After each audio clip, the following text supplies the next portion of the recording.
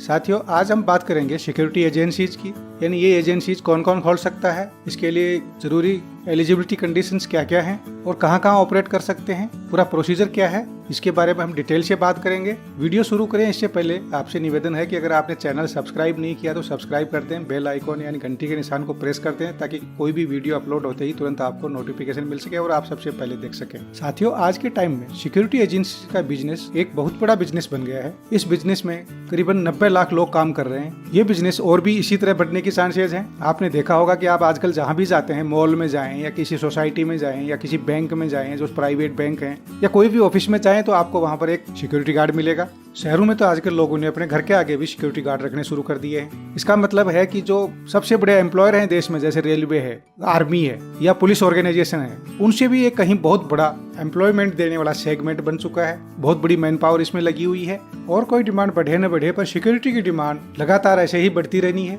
इसे आसानी से शुरू भी किया जा सकता है, छोटे लेवल पर शुरू किया जा सकता है और बाद में धीरे धीरे इसको बढ़ाया जा सकता है। बहुत कम पैसे में शुरू किया जा सकता है। इसका रजिस्ट्रेशन 5 साल के लिए होता है। इसके लाइसेंस के लिए अगर आप एक डिस्ट्रिक्ट का लाइसेंस लेते हैं तो फीस 5,000 रुपये है। अगर आप 5 डिस्ट्रिक्ट तक लेते हैं तो 10,000 रुपये है और एंटायर स्टेट का लेते हैं तो 25,000 रुपये है। आज हम इसी की बात करेंगे कि इसका कैसे रजिस्ट्रेशन हो सकता है, कौन कौन आदमी इसको शुरू कर सकता है, क्या क्या इसके लिए रिक्वायरमेंट होती है। ये वीडियो बहुत ही इंपॉर्टेंट है उन लोगों के लिए जो कोई काम या बिजनेस देख रहे हो जिसमें बहुत कम इन्वेस्टमेंट हो, या जो रिटायर्ड सोल्जर हैं जो चाहते हैं कि उनका अपना कोई बिजनेस हो जिससे वो रिलेटेड भी हैं, तो उनके लिए बहुत ही इंपॉर्टेंट है। तो आपसे निवेदन है कि आप वीडियो लास्ट तक देखें ताकि कोई चीज छूटे नहीं, आपको अच्छी इसकी जानकारी हो और उसके बाद अगर आप शुरू करना चाहें तो प्लान कर सकते हैं, या किसी आदमी को जानते हो कि ये आदमी ये काम कर सकता है, कैपेबल है, उसको भी गाइड कर सकते हैं, वीडियो शेयर कर सकते हैं। तो साथियों, बात करते हैं कि ये प्राइवेट सिक्योरिटी एजेंसी कौन चला सकता है। तो साथियों, ये कोई भी चला सकता है, भारत का नागरिक हो, कोर्ट से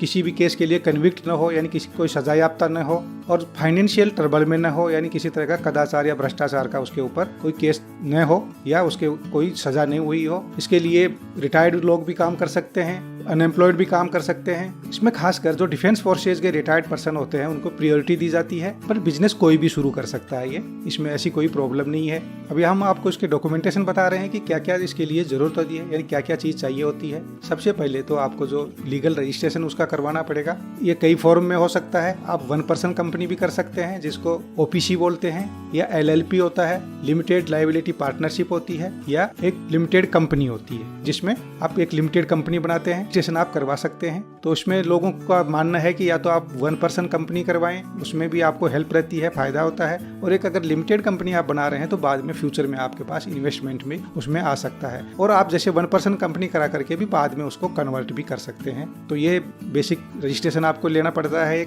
उसके बाद आता है कि आपके पास GST नंबर होना चाहिए, यानी आप GST नंबर लेना है। तो ये जो बेसिक रिक्वायरमेंट है GST नंबर की, ये आप ऑनलाइन ले सकते हैं। स्टेट के साथ जो रजिस्ट्रेशन अथॉरिटी है वो आपको GST नंबर अलॉट कर देती है। कोई बहुत बड़ी भारी चीज़ नहीं है। इसके लिए आप किसी CA से बात करेंगे, वो भी आपकी हेल्प इसमें कर देते हैं। फिर आपके पास एक शॉप होनी चाहिए। इसके लिए शॉप का आपका एग्रीमेंट होना चाहिए, या अपनी ओनरशिप की शॉप भी हो सकती है। आप अपना एक लोगो भी रजिस्टर करवा लें, लोगो यानी ट्रेडमार्क, जिससे आपकी सिक्योरिटी एजेंसी को पहचान हो। जैसे हम देखते हैं बाहर की एक किस सिक्योरिटी एजेंसी का बंदा है तो उसका जो लोगो और जो कंधे पर लगा होता है उसके ट्रेडमार्क, वो एक होना चाहिए जिससे उसकी पहचान हो सके। इसके साथ ही एक ISO सर्टिफिकेट बनता है, वो भी लेना होता है, और एक MSME सर्टिफिकेट होता है। MSME यानी मीडियम एंड स्मॉल एंटरप्राइजेज। इसमें उतना कुछ जरूरी तो नहीं है, पर लेने से आपको क्या है कि अगर ट्रेड रियायतें हैं, बाद में कुछ रियायतें मिलती हैं या प्रमोशंस मिलते हैं, गवर्नमेंट की तरफ से छूट मिलती हैं, तो वो इससे फायदा होता है, या इसकी रिक्वायरमेंट तब होती है कि आपने वो करा रखा है या नहीं करा रखा है, तो उस पीरियड का आपको मिलेगा या नहीं मिलेगा।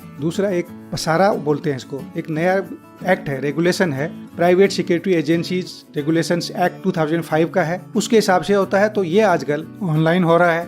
पहले ये सारा सिस्टम बड़ा कॉम्प्लिकेटेड था, पर आजकल ये पसारा आने के बाद आप पसारा की वेबसाइट पे जाते हैं, वहाँ लॉगिन करते हैं। लॉगिन करने के बाद आपको ये सारी चीजें गाइडलाइन मिल जाती है कि कैसे कैसे क्या क्या करना है। ये सारी जो क्लियरेंस हैं, रजिस्ट्रेशन हैं, ये भी आप ऑनलाइन कर सकते हैं और अपनी एप्लीकेशन को ट्रैक भी कर सकते हैं। अभी जैसे कोरोना का प्रॉब्लम चल रहा है तो आपको इधर उधर जाने में दिक्कत हो रही है, तो आप ये सारा का सारा काम ऑनलाइन कर सकते हैं, इस पसारा की वेबसाइट के थ्रू कर सकते हैं। जैसे कि आप सामने देख पा रहे हैं, ये वेबसाइट ये इंग्लिश में है फिलहाल। अगर आप यहाँ पर क्लिक करते हैं तो आप देख पा रहे हैं कि इसमें कई लैंग्वेज हैं, हिंदी, तेलुगु, तमिल, पंजाबी, पंजाबी, जो भी आपको लैंग्वेज ठीक लगती है या जिसमें आप कंफर्टेबल महसूस करते हैं, आप क्लिक कर सकते हैं और सारी की सारी वेबसाइट उसी लैंग्वेज में टर्न हो जाती है। इसमें सारी एडवाइजरी, सारी चीज़ें वो आप अपनी लैंग्वेज में सहूलियत से पढ़ सकते हैं, लॉगिन कर सकते हैं। लॉगिन करने के बाद क्या क्या रिक्वायरमेंट उसमें फीड होती हैं वो आप देख सकते हैं और धीरे धीरे वो चीज़ें जो ज़रूरत की चीज़ें हैं वो अरेंज कर सकते हैं और आराम से इसमें रजिस्ट्रेशन करवा सकते हैं। रजिस्ट्रेशन है वो ज़्यादा टाइम नहीं लगता है,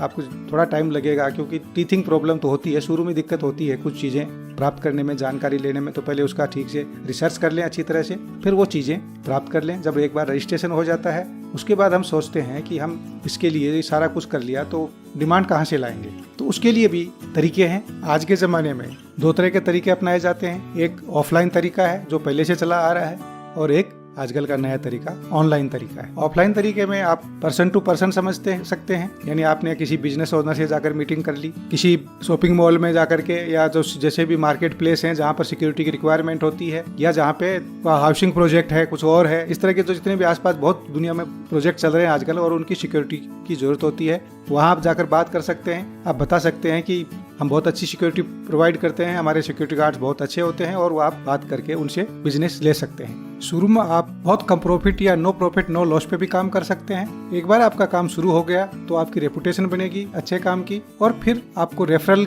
मिलते रहेंगे। लोग बताएंगे कि भाई ये बंदा बहुत अच्छा काम कर रहा है, हमारे यहाँ कर रहा है, बहुत अच्छी सर्विस है, गार्ड बहुत अच्छे हैं। तो आपको पर्सन टू पर्सन रेफरल का भी फायदा मिलेगा।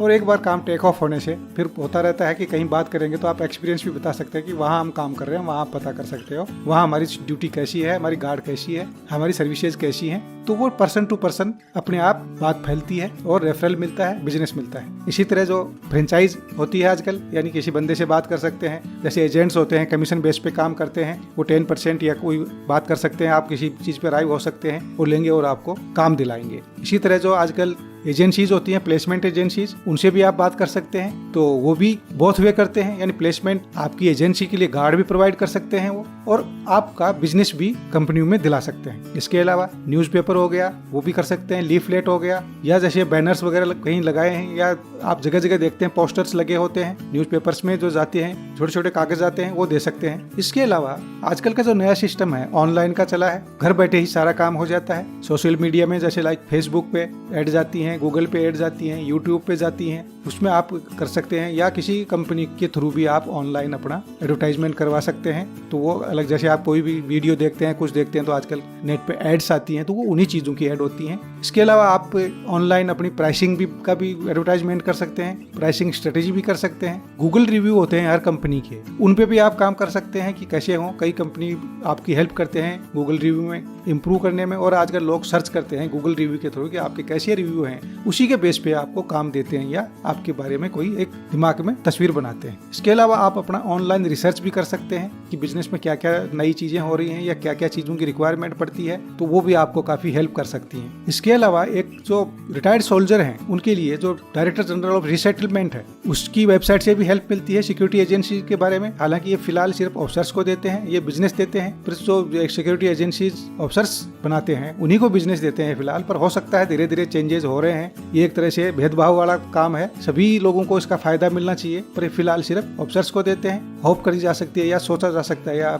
आशा की जा सकती है कि निकट भविष्य में जवानों की जो सिक्योरिटी एजेंसीज हैं उनको भी हेल्प करेंगे। पर उनकी वेबसाइट पे भी काफी इंपॉर्टेंट चीजें हैं जो सिक्योरिटी एजेंसीज की हेल्प कर सकती हैं, गाइडलाइंस हैं वहाँ पे, तो वो आपको काफी हेल्पफुल हो सकती हैं। वहाँ आप सर्च कर सकते हैं, वहाँ कोई भी सर्च कर सकता है, रिटायर्ड सोल्जर्स की जरूरत नहीं है। जो भी कोई एक आम आदमी अपनी सिक्योरिटी एजेंसी खोल रहा है तो उसको भी काफी उसमें गाइडलाइन मिल जाती है। इसके लिए हम आपको लेकर चलते हैं dgrindia.com की वेबसाइट पे।